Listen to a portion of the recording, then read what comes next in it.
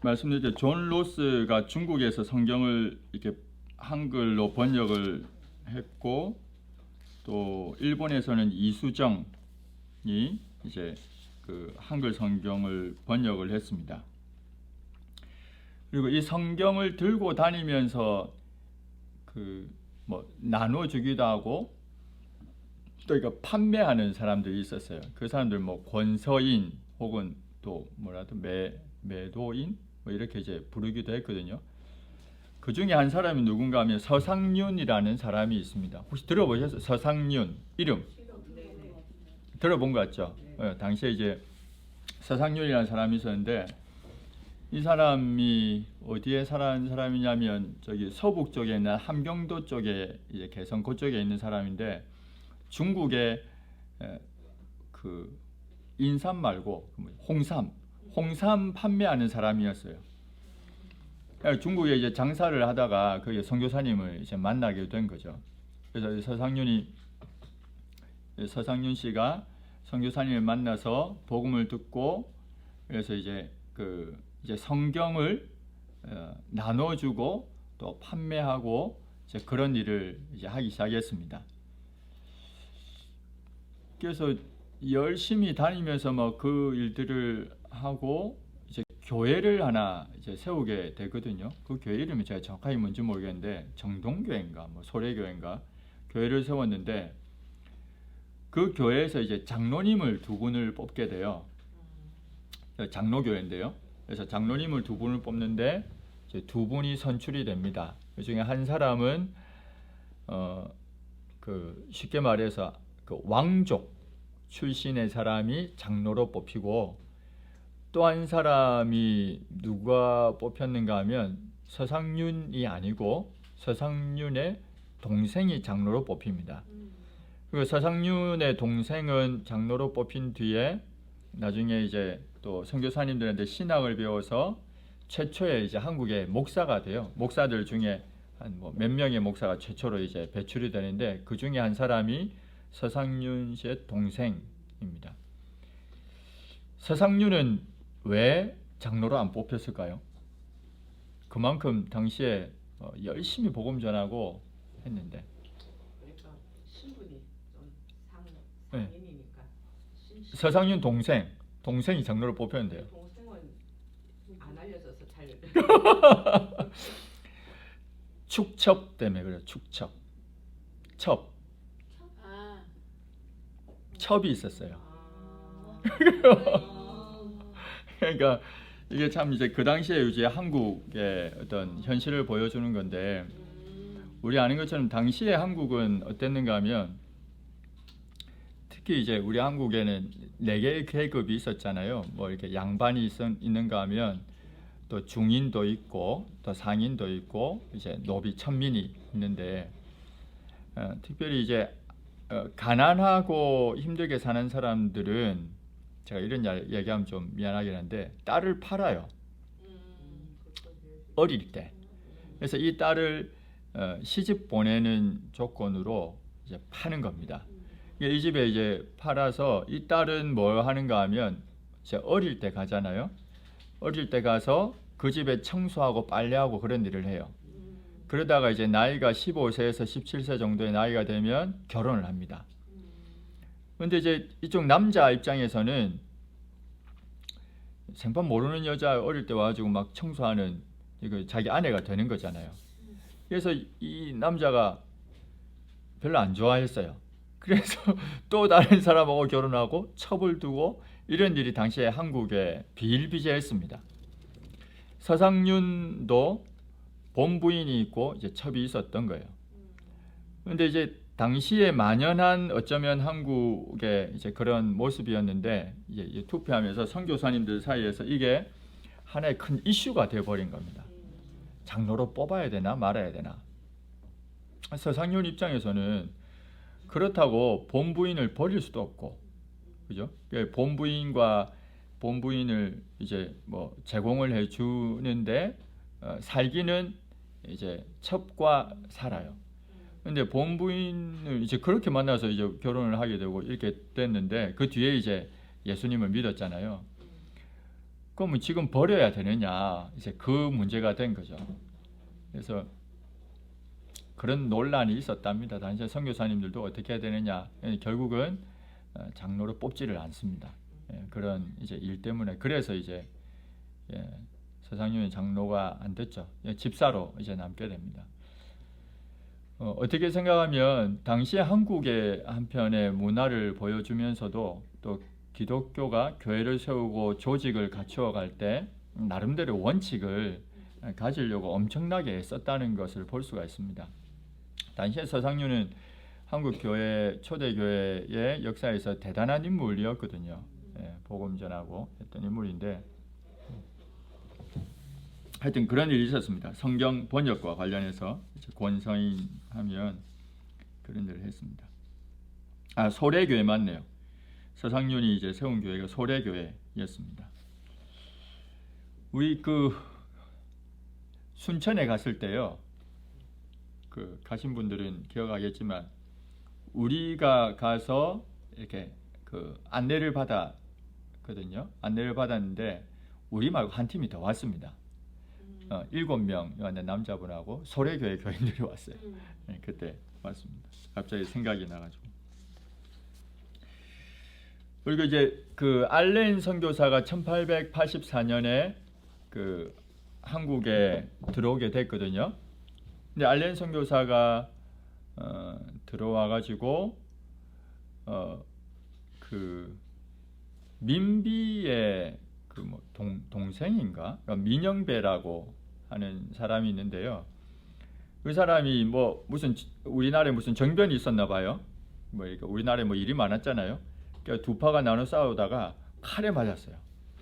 그러니까 칼에 맞았는데 그때 이제 이 알렌 선교사가 수술을 합니다. 우리나라에서 처음으로. 우리나라에 수술 이런 게 없었잖아요. 그 당시에 이제 고종 황제 있을 때인데요. 당시에 이제 분위기가 저기 쇄국 정책 폈던 그 누구예요? 그 고종의 그 삼촌인가? 쇄국 정책 유명한 사람들 한국 교회사에 하여튼 있고, 그리고 이제 고종하고 또 민비하고 이렇게 또 한 그룹이 있고 이런데 막 많이 싸웠잖아요. 당시에 많이 싸우던 중에 칼에 이제 베어서 이제 목숨이 위태위태할 그럴 때 알렌 선교사가 수술해서 살립니다. 그래서 이제 알렌 선교사는 국가의 도움을 얻게 되죠. 그래서 세운 게 뭐냐면 광해원이라는 의료기관을 만들게 돼요. 광해원. 드라마 있는데 재중원인가? 재중원이라는 드라마 있을 겁니다. 왜냐하면 광해원이 그 다음 해에 재중원으로 이름이 바뀌거든요. 재중원이라는 이름이 있고, 저희 몇 년 전에 봤는지 모르겠는데 좀 오래된 몇 부작으로 나오고 알렌 선교사를 아주 좀 좋은 역할로 이렇게 등장을 합니다. 근데 알렌 선교사는 사실은 선교를 많이 안 해요. 3년 정도 있다가 정치를 합니다. 정치. 그래서 알렌 선교사는 선교사의 역할보다는 이제 정치를 하는 쪽으로 가버리고, 알렌 선교사 다음에 이제 선교사 한 명이 오게 됩니다. 그래서 이 선교사님이 재중원을 이제 운영을 하는데 얼마 지나지 않아 죽습니다. 한국에 있는 풍토병 때문에 죽어요. 무슨 병인지는 뭐 당시 콜레라나 뭐 그런 거겠죠. 죽었어요. 그래서 이제 고종 황제가 이 죽은 사람을 어디에다가 묻었는가 하면 양화진에 묻어요. 그러니까 양화진 묘에 최초로 묻힌 사람이 바로 이 사람입니다. 그래서 알렌 선교사 다음에 들어왔던 재중원에서 이제 이제 의사를 했던 이 선교사님이 결국은 양화진 첫 번째 묻히게 되는 선교사님이 됩니다. 그리고 이 양화진 지역은 절두사는 천주교 쪽이잖아요. 근데 양화진은 이제 그 개신교 쪽에 선교사님들이 여기에 이제 묘지, 공동 묘지 형태가 되어버린 겁니다. 그리고 또 한 사람이 이제 등장했던 그 언더우드하고 아펜젤러 얘기를 해야겠죠. 이제 알렌 선교사 얘기를 했고, 이 두 분은 그 미국에 있는 분들이에요. 두 분 다. 근데 미국에 있다가 뭐 선교해야겠다 해서 이제 일본을 통해서 들어오게 됩니다. 이때 이제 이수정이 번역해 두었던 마가복음을 가지고 들어오죠. 그래서 언더우드가 이제 한국에 들어와서 막 이제 선교하고 또 학교도 짓고 병원도 세우고 막 이런 일들을 하게 됩니다. 언더우드하고 관련되어 있는 학교가 우리나라에 어떤 학교 있을까요? 언더우드하고 관련된 학교. 세브란스 병원, 연세대, 연희 전문 학교로 시작을 했다가 나중에 이제 연세대학교가 됩니다. 처음에 선교사님이 들어와서 이제 세워진 학교라고 보면 되죠. 병원도 마찬가지고. 그래서 이제 언더우드 선교사님이하고요, 신문도 발간하고 뭐 성경 번역도 하고 찬송가도 가르치고 교육에도 그 엄청난 열의를 보이게 됩니다. 그리고 이제 또 한 사람은 감리교인 아펜젤러가 있거든요. 같이 들어왔어요. 그 언더우드하고 같이 들어왔던 사람이 이제 아펜젤러라는 이제 사람인데요. 이 아펜젤러도 마찬가지로 들어와서 똑같이 언더우드와 같이 이제 또 병원, 그래서 그 고려대학병원하고 학교 이걸 계속 하게 됩니다. 초기 선교사님들이 들어와서 주로 했던 사역은 병원과 학교였습니다. 그래서 이제 병원을 짓고 또 학교를 세워서 가르치고 하는 일이 있습니다. 배제학당 들어보셨죠? 우리나라에 처음에 이제 신식 학교처럼 등장을 했는데요. 배제학당 그 다음에 국가에서 만든 또 이제 선교사님들이 했던 학교가 있는데 그 학교가 유경 뭔가 네 글자인데 그 학교가 있거든요. 근데 그 학교 나온 사람이 이완용 예전들 나왔어요. 국가에서 만들어 놓은 그 학교에서. 근데 배제학당에서는 이승만 이제 이런 분들이 나오게 돼요. 근데 이제 그 말고 그 유경 국가에서 만든 학교에서는 오히려 당시에 일제 시대였으니까 이완용과 같은 사람들이 배출이 됩니다. 그 당시에 좀 안 좋은 일이 일어난 거죠. 그래서 이제 선교사님들이 이렇게 들어와서 뭐 이제 선교를 하게 돼요. 뭐 여러 선교사님들이 들어옵니다. 그 장로교하고 감리교 차이가 있다면 감리교는 우리가 아는 것처럼 그 이제 통제를 해요. 장로교는 좀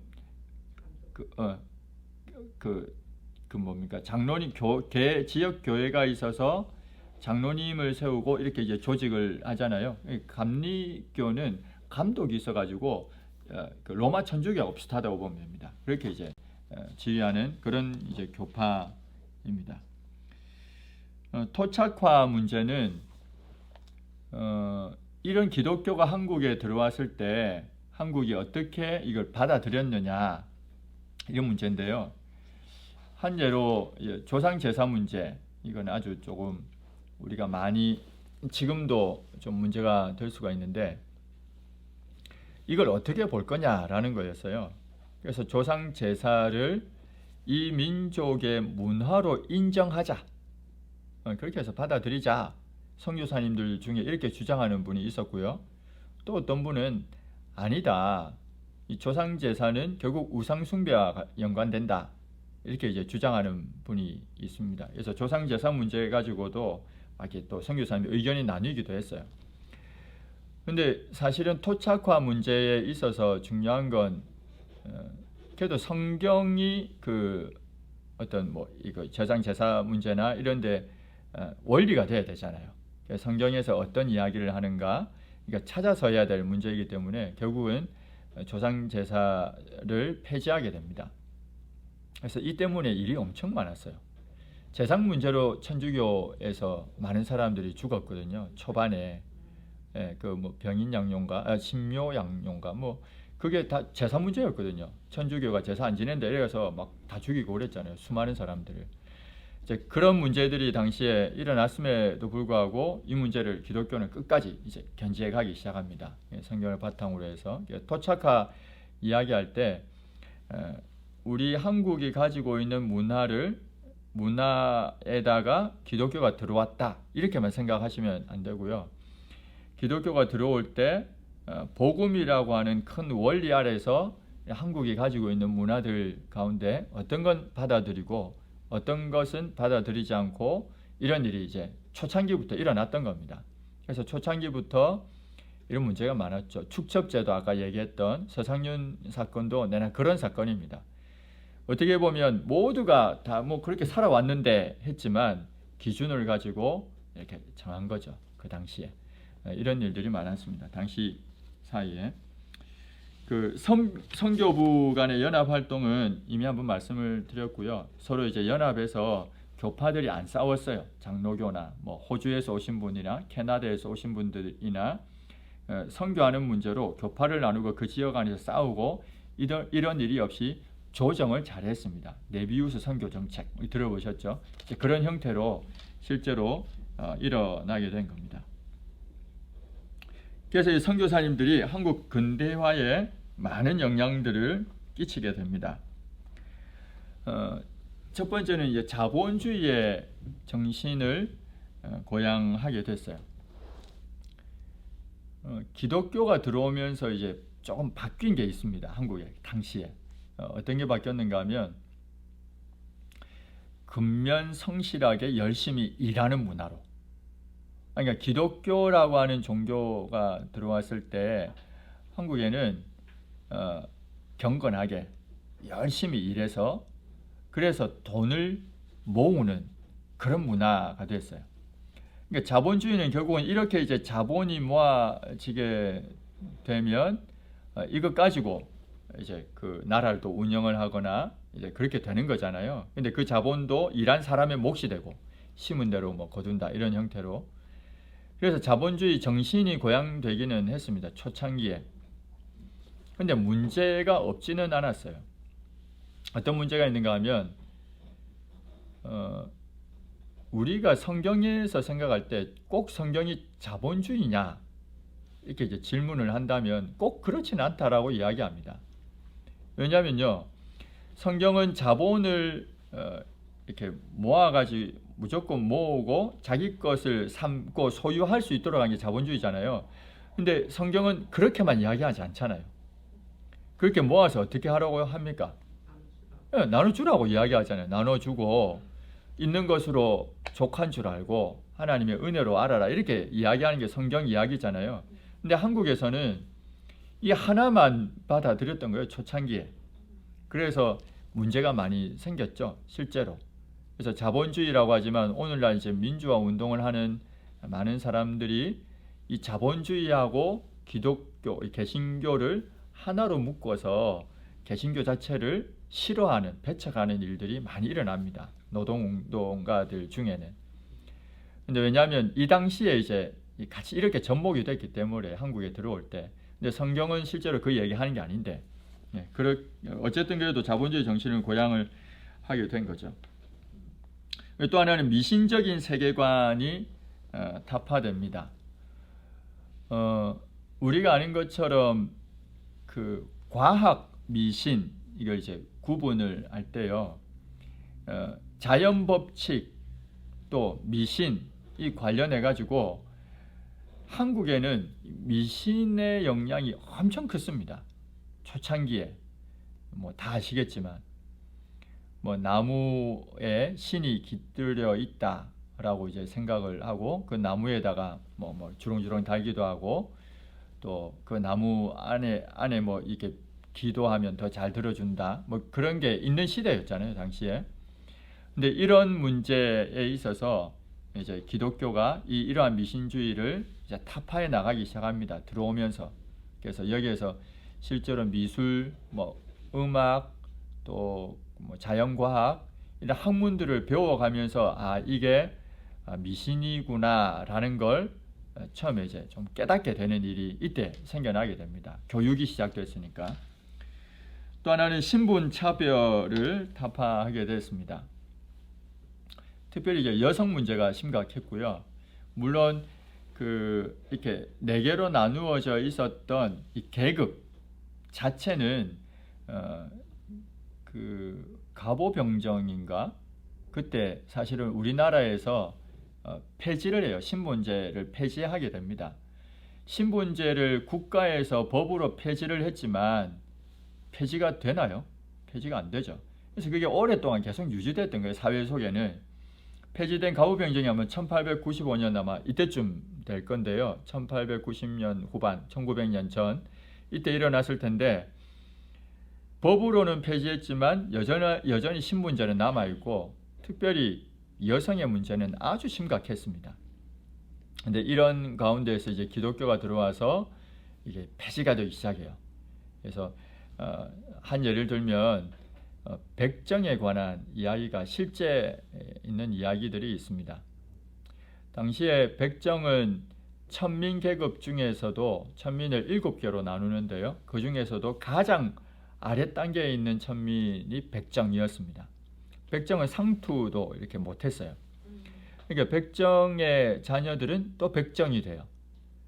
그래서 옛날에 그 어디입니까 주홍글씨 그 소설처럼 낙인이 찍혀 있다는 거예요. 주홍글씨 그 소설에 보면 그 여인에게 이 A라고 하는 주홍글씨를 새기잖아요.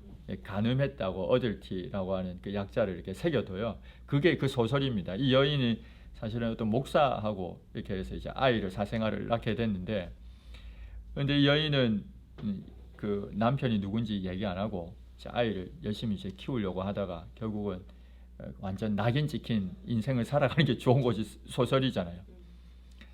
우리나라에도 이런 내용을 다룬 드라마들이 많이 있습니다. 그 중에 이제 하나가 어떤 드라마가 있는가 하면 노예였는데 당시에 이제 선교사님들이 학교를 세우고 뭐 이런 과정에서 자기 아이를 이 학교에 보내게 돼요. 그래서 학교에서 열심히 이제 공부하다가 운동회를 이제 막 했거든요. 한국 드라마라더라고요. 저는 잘 모르는데 제가 너무 오래된 드라마를 안 봤는데 운동회를 아이가 하는데 엄마가 그게 얼마나 보고 싶었겠습니까? 그래서 찾아갔대요. 갔는데 알아본 거죠. 노비라는 걸 이 여인이. 그래서 이에 당시에 거기 운동회에 있는 사람들이 운동회에 왔던 이 여인 뭐 등에 업히고 완전 그렇게 한 거예요. 등에 뭐 업고 말처럼 하고 막 이렇게 막 했나 봐요. 그래서 이 여인이 목매달아 죽은 뭐 그런 드라마래요. 그만큼 신분제도가 가부병정으로 국가적으로는 신분제도를 폐지했지만 여전히 남아 있었고 특별히 여성의 문제는 아주 심각한 때였습니다. 처음에 그 이제 우리 한국 말고요. 복음을 전하고 이제 예수님이 돌아가신 뒤에 사도 바울이 선교하고 하게 되잖아요. 그때 로마서 16장에 보면 사도 바울이 로마에 있는 여러 성도들에게 문안하는 내용이 나와요. 근데 문안하는 내용에 근 절반 가까이가 여성의 이름들입니다. 그리고 그 여성들 중에는 귀족층에 있는 여성들이 또 많이 있어요. 기독교가 수많은 여성들이 기독교를 받아들였다는 거죠. 초창기에도. 사실은 당시에도 여성의 이름 자체가 없고 있다 하더라도 기록이 되지 않는 때임에도 불구하고 성경에 그만큼 기록되어 있다는 것은 많은 여성들이 기독교를 받아들였다는 겁니다. 우리나라도 같았습니다. 우리나라도 한국에 이 기독교가 들어왔을 때 특별히 여성들이 기독교를 많이 받아들이게 됐어요. 수많은 여성들이 기독교를 받아들이게 되고 그런 일들이 생겨나면서 교회 안에 이제 그 신분이라든지 남녀의 차별이라든지 이런 게 점점 해소되는 그런 일들이 교회에서 이제 일어나게 된 겁니다. 초대 교회 당시 한국에 들어왔을 때도 여성들이 많이 받아들였다. 그래서 한국에는 대부분의 그 한국 교회 초창기의 모습을 보면 여성들이 막 이렇게 이렇게 머리에 이불도 지고 도시락도 지고 그러면서 부흥회 다니는 장면들이 많이 있거든요. 실제로 그런 사진도 있다고 얘기하고, 그래서 많은 사람들이 당시 이제 신분적인 문제가 교회 안에서 조금 타파되고 있었다, 그런 이야기입니다. 여기 백정 박성춘 이야기 있는데, 이 박성춘 이 백정인데 자기 아들을 선교사님들의 학교에 보내요. 그래서 자기 아들이 선교사님의 학교에 들어가서 잘 배워서 목사가 되는 이야기입니다. 이런 일은 한국에서는 기대할 수 없는 일이었지만 결국 선교사님들이 들어와서 일어난 이야기이기도 하죠. 서상윤과 축첩제도는 아까 얘기 드렸고요. 왕정과 공화정 얘기는 우리나라에는 고종 황제가 마지막 황이잖아요. 그죠? 그리고 나서는 공화정 체제에 들어가게 됩니다. 근데 이때 역할을 했던 종교가 바로 기독교라는 거예요. 처음에 들어왔을 때 왕정과 공화정 체제 이 변화될 때 역할을 했던 종교가 바로 기독교였고, 특별히 3.1운동 같은 경우에는 33명이 거기에 뭐 적지 않습니까? 3.1운동 할 때, 서명할 때 그중에 16명인가? 그 다 기독교인들이거든요. 물론 동학 운동하는 사람들도 많았습니다. 동학 운동은 기독교가 들어오기 전부터 이제 한국에 있었던 운동인데, 그 한 하나님을 모신다 해서 모든 사람은 평등하다 주장했던 게 동학 운동입니다. 그래서 이제 동학 운동으로 인한 뭐 정변 같은 것도 있었잖아요. 그죠? 그 전에 그런 싸움도 있었고 그랬는데, 근데 동학 운동과 기독교는 조금 차이가 있습니다. 동학 운동은 평등을 강조하긴 했고 기독교도 평등을 강조하긴 했지만 근본적으로 가지고 있는 신앙 자체가 전혀 달랐던 거죠.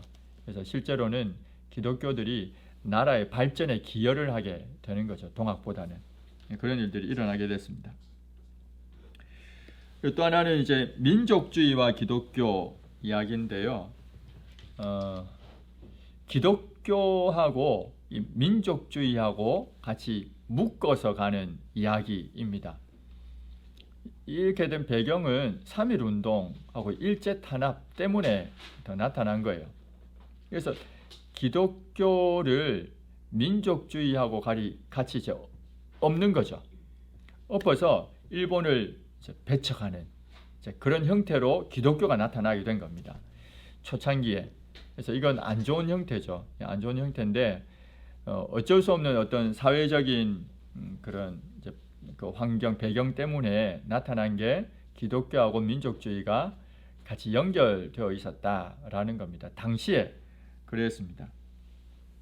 근데 그런 와중에서도 포스트 모더니즘 이제 시대로 변화가 일어나거든요. 이 포스트 모더니즘이라고 하는 거는 쉽게 말해서 상대주의라는 겁니다. 상대주의. 너는 너고 나는 나다. 그런 형태로 기독교가 점차 변화가 일어나게 됩니다. 그래서 민족주의하고는 상관없이 이제 나타나게 되는 거죠. 그래서 민족이 아닌 너는 너고 나는 나다. 이런 형태로 또 기독교가 많이 나타나게 됩니다. 초창기의 선교사님들 이야기는 조금 전에 한번 말씀을 드렸는데 그 홍성사에서 나온 책 2권이 있습니다.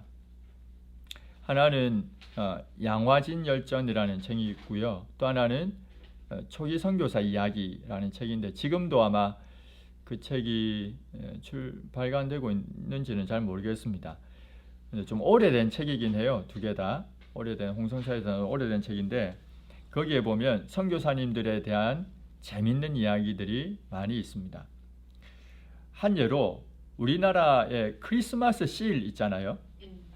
크리스마스 실의 유래가 어떻게 되는지 혹시 아세요? 어떻게 해서 1932년도에 이제 시작을 하게 되는데 유래는 선교사님, 홀트 선교사님에 의해서 이제 생겨난 겁니다. 그래서 홀트 선교사님에 의해서 크리스마스 실을 만들었는데 나중에 이것 때문에 홀트 선교사님은 어려움을 겪죠. 왜냐하면 이렇게 크리스마스 실 판매해서 돈을 모았잖아요. 근데 이게 이제 민족 운동하고 연결되니까 일본이 압제를 이제 했던 거죠. 그런 일도 있었습니다. 또 하나 얘기 드렸는데 그 우리나라에 수많은 선교사님들이 이제 들어오게 돼요. 그러다가 남편이 먼저 죽고 여성만 남는 경우들이 많이 있었습니다. 부인이. 그래서 부인이 결국은 본국으로 돌아가죠. 근데 본국으로 돌아갔다가 남편의 그 사명을 나도 감당해야겠다 해서 다시 한국에 들어와요. 그래서 자기 아들과 함께 이제 들어왔는데 아들하고 자녀들하고 왔는데 또 자녀들도 먼저 죽고 하는 일이 일어나게 됩니다. 베어드 선교사님 이야기가 바로 그 얘기입니다. 그래서 베어드 선교사님 부인이 이렇게 해서 찬송가도 적기도 하고 그런 일들이 또 초기 한국 교회는 많았습니다. 선교사님들이 대체로 젊어서 많이 죽었어요. 그러니까 27세 뭐 한창 이럴 때 이제 많이 죽습니다. 자녀들도 많이 죽고. 그런데 젊은 시절에 왜냐하면 당시에 미국에도 청년들의 집회가 많았거든요. 청년들이 헌신을 했어요. 우리나라 이제 8, 90년도에 대학생들, 청년들이 헌신하고 했던 것처럼 당시 미국도 똑같았습니다. 그래서 그 젊은이들이 한국에 들어와서 이제 복음을 전하겠다 해서 들어와 가지고 오래 살지 못하고 많이 죽습니다. 대체로 5년, 뭐 7년 이렇게 있다가 죽는 분들이 많았습니다. 양화진 선교사의 묘에 가면 그 첫 번째로 묻힌 분이 있다고 했잖아요. 재중원의 두 번째로 그 이제 의사로 계셨던 분, 그분의 묘비에는 이렇게 적혀 있다고 합니다. 딱 복음이 적혀 있어요. 하나님께서 나를 사랑하셔서 그 아들을 나에게 보내주셨다. 딱 그 내용이 적혀 있대요. 다른 내용 없고.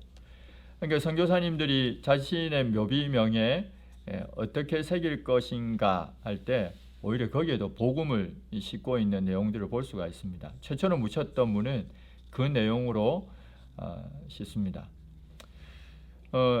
제가 한국 교회사 준비하면서 생각을 많이 했어요.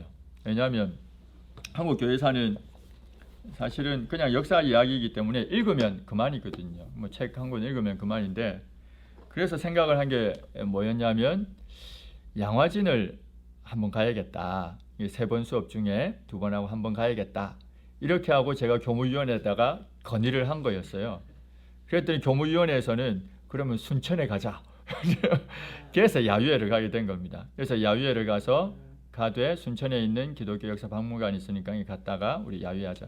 그렇게 해서 갔는데 솔직히 그 출발은 한국교회사 수업할 때 하루 날 잡고 이제 양화진에 한번 가면 좋겠다. 그걸로 이제 시작을 해서 우리가 순천의 기독교 역사 박물관 가게 됐습니다. 많이 아마 다녀오신 분들도 있을 거예요. 근데 다녀오신 분들도 있는데 또 저도 이제 한번 갔다 오면서 느낀 건데 실제로 가서 본 게 또 다르더라고요. 달라서 나중에 언제 기회가 될지 모르겠는데 기회가 되면 한번 가면 좋겠다. 이제 그 생각은 한번 해봤습니다. 초기 선교사님들이 젊은 시절에 자신의 모든 인생을 걸고 와서 어떤 한 부인의 말은 내 목숨이 수천 개가 있어도 이곳에다가 뼈를 묻겠다. 그런 묘비명도 있다고 하잖아요.